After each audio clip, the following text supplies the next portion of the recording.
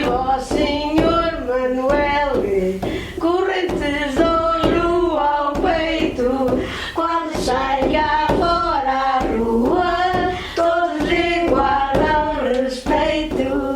Agora já não sei o resto. De agora e de outrora, uma produção NEFUP.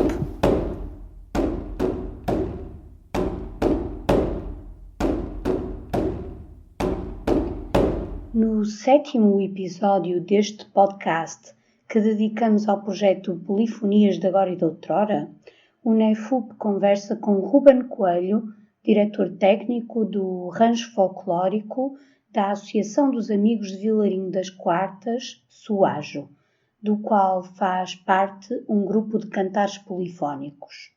A convite do NEFUP, as cantadeiras de Vilarinho das Quartas dinamizarão, no próximo dia 10 de outubro de 2021, na sua sede, uma oficina de canto a vozes para os formandos do projeto. O jovem grupo tem vindo a desenvolver a prática desta vertente do seu trabalho graças ao esforço de investigação e recolha musical de Ruben Coelho e à vontade que o rancho sentiu de incluir outras manifestações folclóricas, para além da dança, nas suas atuações. O grupo faz este ano 12 anos, aliás este mês que vem, mês de junho faz 12 anos. 12 anos intensos, no sentido da sua pesquisa, trabalho, procura, e o nosso início começou mesmo assim. Começou numa conversa entre amigos a falar de tradições. Eu estive envolvido na formação do grupo, já fazia algum trabalho de recolha, de pesquisa de terreno. Outra pessoa quis juntar-se a mim para perceber como é que era feito. Começámos numa troca de partilha e saberes. As pessoas da aldeia tiveram conhecimento disso, até porque andávamos casa em casa, começaram-se a interessar, começámos a juntar, começámos a fazer o que já não havia há muito tempo, que eram os bailes, os serões, e daí veio a ideia de porque é que não formamos um grupo com um interesse real nas nossas tradições, naquilo que era o povo soajeiro, aquilo que eram os nossos antepassados, e portanto o canto polifónico entrou um bocadinho por aí. Nós decidimos fazer as cavadas, decidimos fazer a desfolhada, e depois também não queríamos levar aquilo só para a brincadeira, em que, ok, nós semeamos o milho e depois vamos escolher o milho, fazer a desfolhada e pronto, anda ali tudo na brincadeira, com a concertina, umas sardinhas, um bacalhau frito. Não, queremos mais. E como é que podemos fazer? Não vamos ser mais um grupo em que ensaia todas as semanas, depois, quando chega a época de atuações, ao sábado e ao domingo, vamos para esta terra, para a outra, e chegamos, dançamos uma cana verde, uma chula, um vira, um salto, um S, e vamos embora. Não, nós podemos ser muito mais do que isso. E muito mais de que forma? O nosso povo não dançava e não cantava apenas. O nosso povo era muito mais do que isso. Há tradições, há lendas, há a forma de cantar, a forma de rezar, e portanto, por que não reproduzir isso? Por que não recolher, catalogar, ter conhecimento e reproduzir isso? Dar a conhecer a quem não nos conhece aquilo que nós éramos. E, portanto, começámos a fazer esse tipo de recolhas, e isto é interessante. Isto, se calhar, aqui, numa atuação do folclore em si, num contexto específico, é capaz de ficar bem. Aqui entre as modas. Às vezes, se calhar, até não fica tão bem, mas se é a nossa tradição, por que não representá-la também? E, portanto, começou tudo assim, e hoje em dia, numa apresentação nossa, fazemos sempre isto, cantos polifónicos e a nível de dança e parte de tocata, claro, também. Minha mãe chamou por Ana, mas Ana não me falou.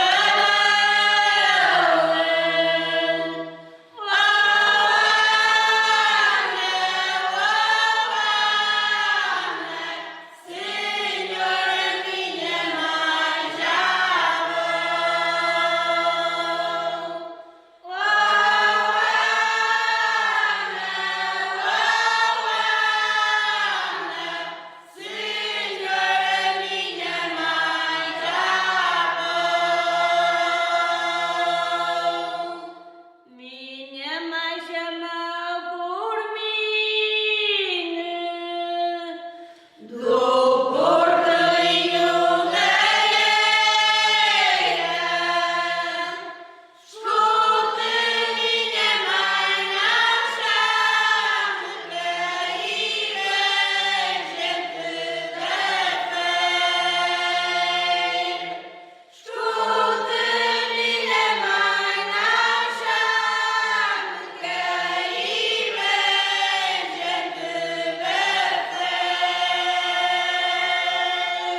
Apesar da genuinidade de todas as vozes que ouvimos, Ruben Coelho afirma que, à medida que os cantos polifónicos deixaram de fazer parte da vida cotidiana rural, as vozes se têm vindo a alterar, uma vez que a função do cantar a vozes deixou de ser funcional e passou a ser performativa. As vozes, nós conseguimos ainda fazer os cantos polifónicos.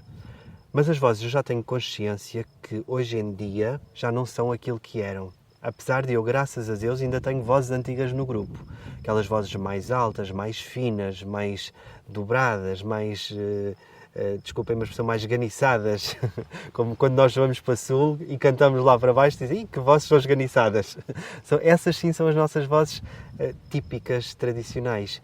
E esganiçadas porquê? Não são esganiçadas, é o timbre delas. Porquê? Foram habituadas desde pequenas a trabalhar no campo e a ouvirem.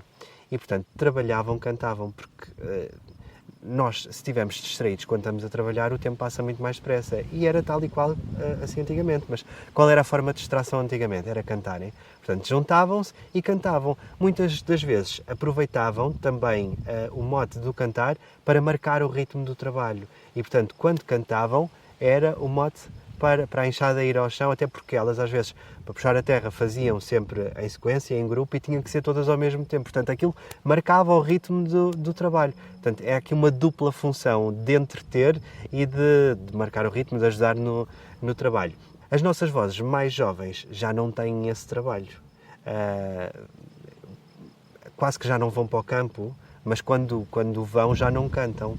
Portanto, a única forma delas cantarem é no seio do grupo e, portanto, isso acontece uma vez por semana. Portanto, aquela voz já não se trabalha, já não fica tão fina, já não chega a tantos agudos, porque a voz não é trabalhada nesse sentido. Eu andei no Conservatório de Música e estudei canto, portanto, o esticar a voz, para mim, que conheço música e que gostei nesse sentido, é uma pessoa pensa, esticar a voz, está a partir a voz, está a estragá-la. Mas não, aqui era feito de uma forma tão natural que eu, se fizesse isso a alguém novo, esticar a voz desta maneira a alguém novo, a voz partia, estragava-se, não era uma voz que perdurava no tempo.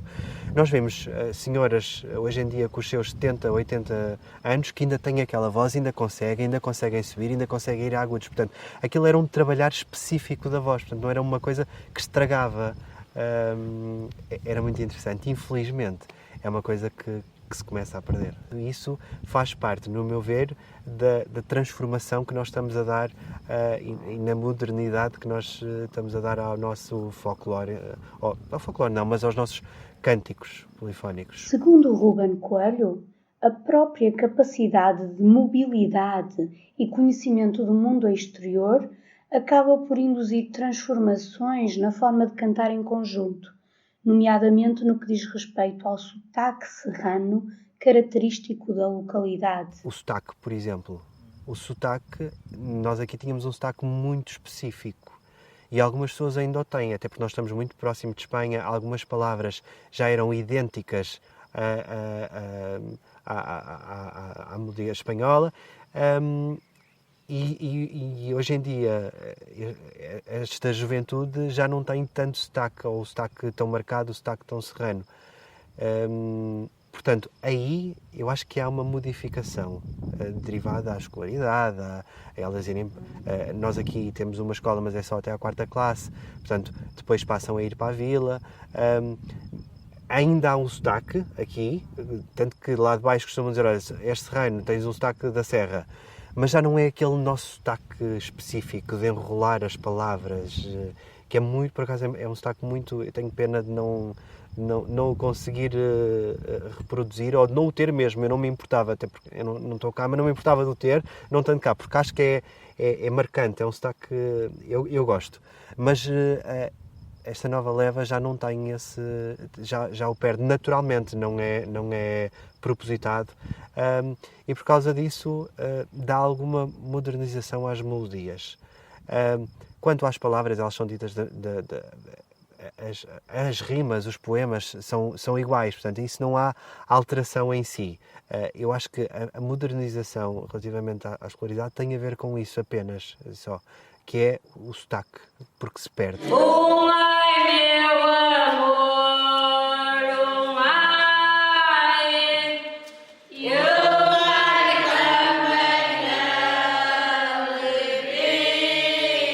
também não devia, eu ai também não devia,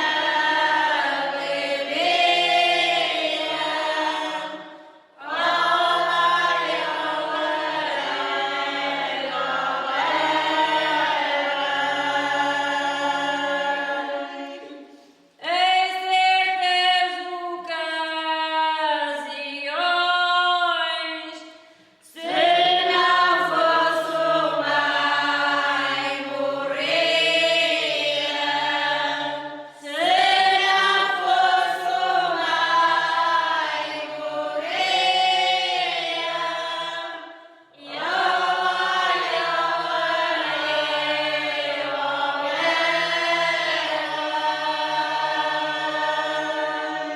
Apesar das inevitáveis transformações, o canto a vozes continua a sobreviver e a ser passado aos mais jovens da localidade, através do trabalho do grupo e da persistência do seu diretor técnico. Polifonia, como eu disse, era quase como uma coisa esquecida. E quando eu a trouxe para o seio do grupo, comecei pelas pessoas de mais idade, porque eram as que sabiam mais, que tinham um bocado as coisas mais presentes, e portanto eram elas que cantavam. Nos primeiros tempos, as primeiras atuações, eram elas que a faziam. Depois eu comecei a pensar que, ok, eu tenho aqui um grupo completamente dividido, em que tenho as pessoas de mais idade que o fazem, tenho as pessoas mais novas que se encostam, que não querem, que não o fazem. Mas eu tenho vozes nestas pessoas mais novas. E se me falhar alguém dos mais velhos, o que é que eu vou fazer? E foi ali um trabalho de pensamento forte de como é que eu vou atrair estas pessoas para me conseguirem acompanhar as outras. E eu comecei por fazer alguns projetos internos no grupo. Pessoal, vamos trabalhar. Quem é que tem voz para isto? Quem é que consegue fazer isto? Comecei primeiro por fazê-las acompanhadas com concertina, porque estão mais habituadas a concertina. Para elas é porreiro, porque é para dançar, perdem ali as suas calorias, fazem algumas danças tradicionais e gostam. E portanto, olha, agora não vamos dançar, vamos cantar todos. E juntavam em tom de brincadeira e percebia, ok, eu punha-me lá delas, elas estavam todas a cantar, a fazer cor, percebia quem tinha voz, quem é que podia fazer o quê. Um dia, houve uma altura que nós tivemos nós começámos aqui em Salveiro há 3 anos a fazer um espetáculo na altura entre o Natal e os Reis, que é o ciclo dos Cantares ao Menino, e eu disse, ok, aqui não há dança. Como é? Eu preciso de vocês. Vocês têm que cantar, vocês conseguem, vocês sabem. E assim foi. Depois comecei, como era parte polifónica, comecei a trabalhar as vozes, comecei a juntá-las. Olha, a tua voz se calhar é mais para esta, tu é mais para aquela, vais ficar ao lado desta pessoa, vais ficar ao lado desta, vens para aqui. E começámos a trabalhá-las nesse sentido. E neste momento, não tenho vozes ainda preparadas da nova geração para me segurarem tudo sozinhas, mas tenho vozes que podem vir a ser boas cantadeiras de polifonia. Não é fácil aprender, até porque, claro que com a instrução tudo se consegue. Mas eu sou da opinião que há vozes talhadas para tudo. E uma voz que é talhada para uma segunda voz, mais facilmente consegue chegar àquela voz. E, portanto, tem a sua dificuldade, mas tudo se consegue, ok? Acompanhada também por uma boa pessoa que a faz, fazer as moças entenderem a diferença das melodias, dos tons, quando é que estamos afinados, quando é que não estamos, esta voz, se é uma base, se queremos fazer uma segunda voz, até onde é que podemos ir, onde é que devemos começar a segunda voz, que é muito importante, e isso nas pessoas mais velhas já é natural, já sabem quando é que tem que começar uma segunda voz, o guincho já sabe quando é que tem que entrar, em que parte da melodia é que tem que entrar, porque se não entrar naquela parte já não vai soar, já não vai conseguir, a melodia já não vai ficar bem. Isso já é uma coisa intrínseca, inato nas pessoas mais velhas, nestas mais novas ainda não. É coisas que com o tempo têm que aprender. Hoje em dia, no grupo de cantadeiras, alguns homens acompanham as mulheres no canto a vozes, mas ainda não é fácil fazê-los interessarem-se pelas modas cantadas, ainda que no passado houvesse até cantigas entoadas apenas por homens. É uma coisa do povo, mais para as mulheres. E porquê é que eu digo isto? Maioritariamente os cantares polifónicos eram feitos pelas mulheres. Sendo que aqui em Soajo há algumas modas destinadas a homens. Por exemplo, como eu vos falei há bocado, na questão do serão, é começado por homens. Na altura da quaresma há uma tradição que já se perdeu, entretanto já a sabemos, só que éramos para reproduzi-la, só com esta questão do Covid não conseguimos, porque há um grupo de homens, uma quantidade específica de homens, que tem uma melodia específica, tem que fazer um caminho pela freguesia e, portanto, é uma melodia específica. Aliás, Giacometti filmou, tem isso documentado. Há uma melodia específica nos homens, mas não é fácil puxar os homens para cantar. De todo. Como é uma coisa que não é uma prática diária, é uma prática comum até, associam mais aquilo às mulheres. As mulheres é que gostam de cantar, elas cantam e nós vamos ali ao bar beber. Ensaias, nós estamos ali. Quando for para dançar, chama-nos. Felizmente, a minha avó e a minha mãe são de tempos de cantares de polifonia. A minha avó era mulher de várias vozes, fazia várias vozes.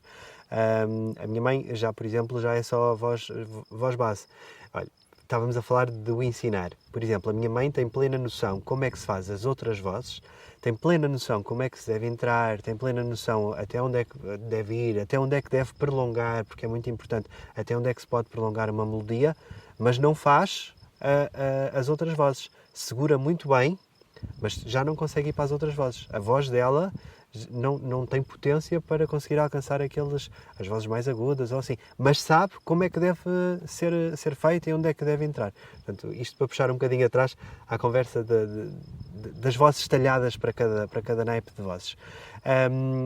Eu, apesar de já ter convivido com a minha avó, e assim já convivo, portanto, desde pequeno com polifonias e já conheço muitas modas desde pequeno, já não tenho presente dos homens a cantar este tipo de melodias. Portanto, eu acredito que já tem entrado em desuso há muitos anos.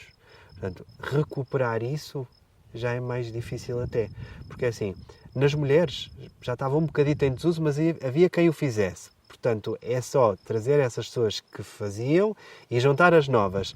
Nos homens já não há ninguém que o faça. Portanto, é quase como um trabalho do zero. E aí é mais difícil até pôr os homens a cantar nesse sentido. Ouçamos um São João cantado por mulheres e homens do rancho folclórico de Vilarinho das Quartas. Ai, o meu São João, vá vista. Ai, o meu belo marinheiro.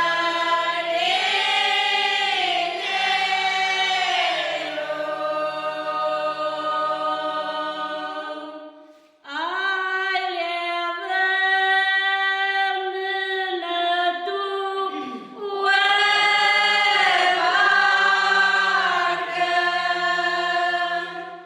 Ai, lá pro Rio de Janeiro. Ai, lilirai, lirai, lirai. Ai, lilirai, lirai.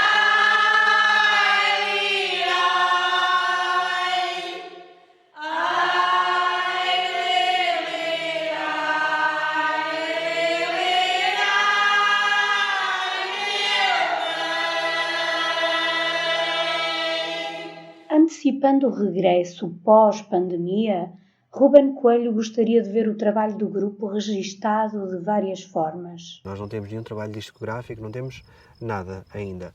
Por acaso, há bocado, quando estávamos aí para a associação, meu pai também pertence, não está cá, mas pertence ao grupo também, e ele estava-me a dizer, agora quando voltássemos, devíamos pensar logo no CD. E eu estava-lhe a dizer, vamos com calma, porque eu primeiro quero ver quem tem. E depois então vamos trabalhar nesse sentido, porque isto é um projeto nosso há muito tempo, já éramos para ter gravado quando começou esta questão da pandemia. Nós fizemos 10 anos, éramos para gravar no nosso 10º aniversário, não conseguimos, portanto íamos deixar para o ano seguinte.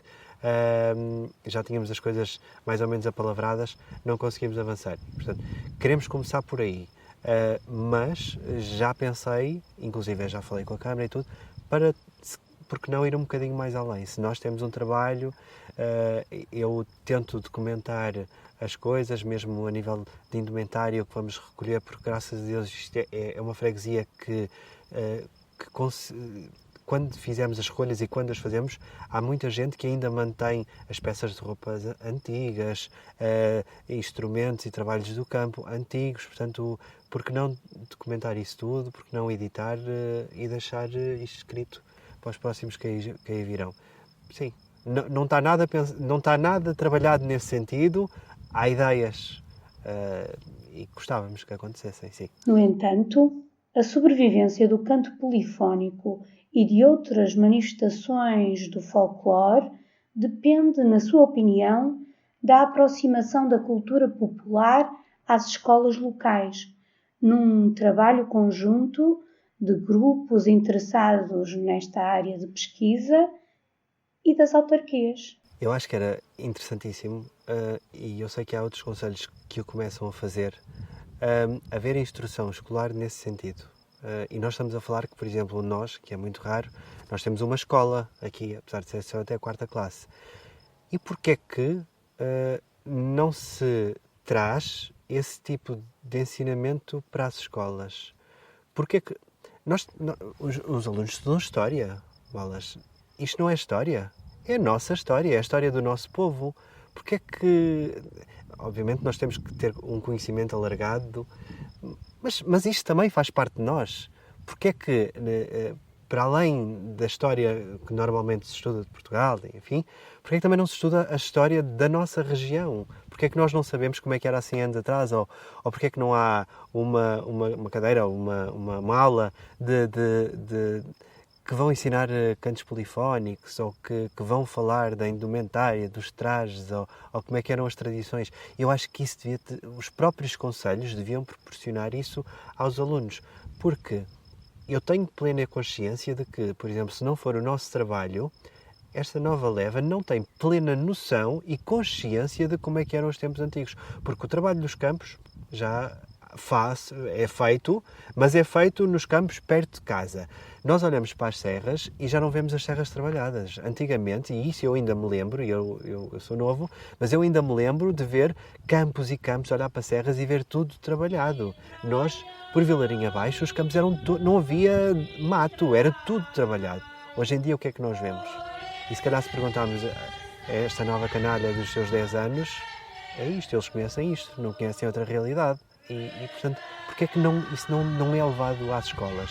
E, obviamente, esta questão dos cantares polifónicos, mas não só isso, toda a nossa história, toda a nossa tradição, isso devia ser ensinado. Porque vai cair no esquecimento, vai cair no desuso. Foi de agora e de outrora uma produção do NEFU, com textos e locução de Helena Queiroz, som e edição de Luís Monteiro, o convidado Ruben Coelho e as vozes das cantadeiras do rancho folclórico da Associação dos Amigos de Vilarinho das Quartas, Soajo. Yeah.